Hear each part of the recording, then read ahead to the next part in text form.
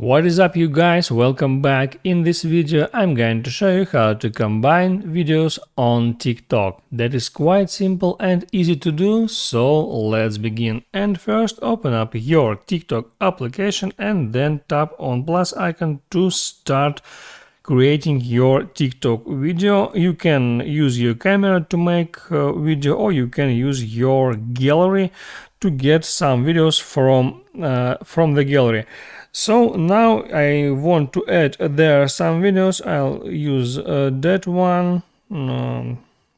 one, and one more like that.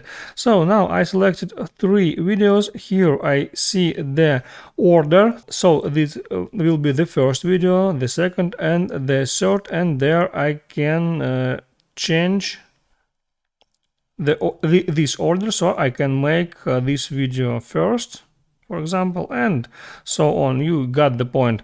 And now when I am done, I tap next, and so now this video will be played in this direction, first, second and third. And now I can continue creating this video as I normally do. I can add some voiceover here, I can add here some music, I can apply there some filters and so on. And once I'm done, now I can post this video to my videos feed. That's how it works, guys. I hope this video helped you out, so let me know in the comments below if that's really worked for you.